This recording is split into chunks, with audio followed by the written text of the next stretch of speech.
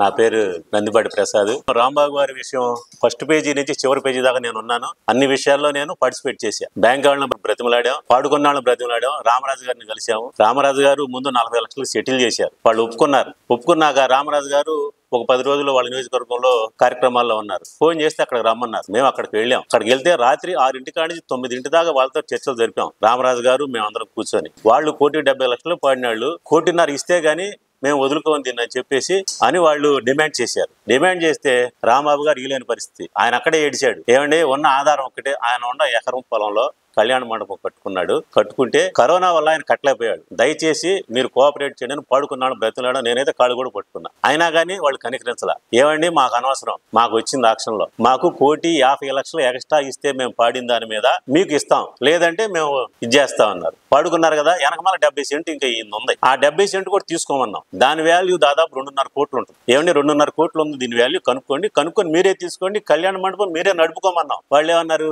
50,00,000 అయితే ఇస్తాం మేము ఆ 70 సెంట్కి, అట్లయితే తీసుకుంటామన్నారు. మరి ఎంత అన్యాయం అండి ఇది. ఆయన ఆత్మహత్య చేసుకోకపోతే 50 మంది వెళ్ళి ఎమ్మెల్యే గారిని రిక్వెస్ట్ చేసాం. రిజిస్ట్రేషన్ చేయించుకోవడానికి వాళ్ళు వస్తే బాకీదారుల వెళ్ళి రిజిస్ట్రేషన్ అడ్డుకున్నాం.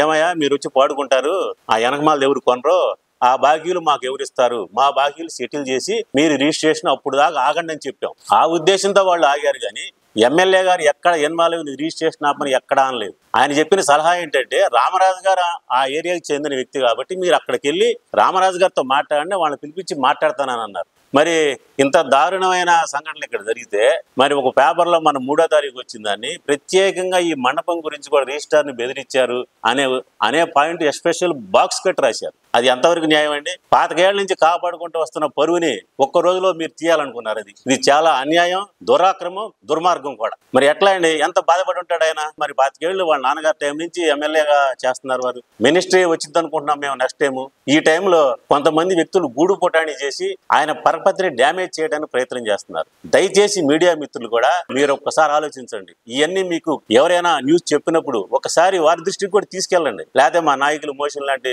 నాయకులు ఉన్నారు, ఏమండి మీ ఎమ్మెల్యే గారి గురించి ఇలా వచ్చింది, ఏం చేద్దాం, మరి పేపర్లు ఏమంటున్నారు ఫలాని అంటే వాళ్ళకి అన్ని తెలుసు. మండల స్థాయి నాయకులకి కొద్దిగా ఎంక్వైరీ చేసుకోండి. ఎమ్మెల్యే గారు డైరెక్ట్ గా ఎంక్వైరీ చేయకపోయినా ఇది మా మండల స్థాయి నాయకుల్ని ఎంక్వైరీ చేసి ఇట్లా వస్తుందండి అని చెప్పి వాళ్ళు ఆయన దృష్టికి తీసుకెళ్తారు. విషయాన్ని తీసుకెళ్ళినప్పుడు అప్పుడు ఆయన దాని గురించి మిమ్మల్ని పిలిచి వివరణ ఇచ్చి ప్రెస్ మీట్ పెట్టి చెప్తారు. అంతేగాని ఇంత అన్యాయంగా స్టేట్ న్యూస్ మొత్తం కవర్ అయ్యేటట్టు మీరు వేశారంటే ఆయన ఎన్ని రోజుల నుంచి నిద్రపాటుగా రాత్రులు గడిపెట్టాడు. మరి వాళ్ళ నాన్నగారు ఎన్నాళ్ళ నుంచి కాపాడుకుంటూ వస్తున్నాడు పరపతిని.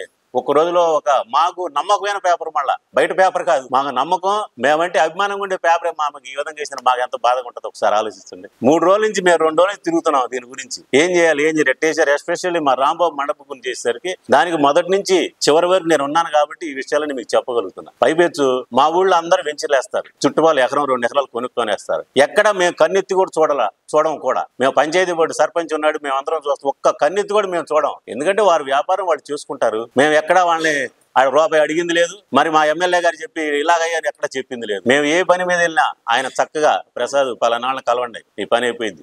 ఎవరు వెళ్ళినా మా ఇక్కడ కూర్చున్న వాళ్ళందరూ వెళ్తారు. సార్ మా గ్రామస్తులకి ఈ అవసరం ఉందండి అని చెప్పగానే ఎమ్మడే స్పందిస్తారు. సహజంగా అంత ప్రాపర్టీని పోగొట్టుకున్న వ్యక్తి గురించి మరి పోయినప్పుడు కనీస ధర్మంగా సార్ 25 ఏళ్ల నుంచి తెలుగుదేశం పార్టీలో వాళ్ళ తాత ముఖ్యం చేసి కుటుంబం దెబ్బతిందంటే ఎవరైనా మానవత్వంగా ఒకసారి చెప్పడం ధర్మమేగా. తెలుగుదేశం పార్టీ పనిచేసిన వ్యక్తిగా ఒకసారి దీన్ని అంతా రేపు మీడియాలో కవర్ అయ్యేటట్టు చూడండి. ఆయన ఇమేజ్ ని, పరపతిని డ్యామేజ్ చేయకుండా. ఆయనకి 30 సంవత్సరాల రాజకీయ చరిత్ర, వాళ్ళ నాన్నగారు 20 సంవత్సరాల రాజకీయ చరిత్ర ఉంది. దీన్ని ఒక్క రోజులో డ్యామేజ్ చేద్దామంటే కుదిరేది కాదు. ఆయన గురించి మాకు అందరూ తెలుసు, నియోజకవర్గం మొత్తం తెలుసు. దయచేసి ఏదైనా విషయాన్ని, ఇట్లాంటి విషయాలు వచ్చినప్పుడు మా మండల స్థాయి నాయకులతో చర్చించండి, ఇట్లా జరుగుతుందని. అంతేగాని మీరు మెయిన్ పేపర్లు వేసి దీన్ని ఇట్లా చేయడం చాలా దుర్మార్గం అండి.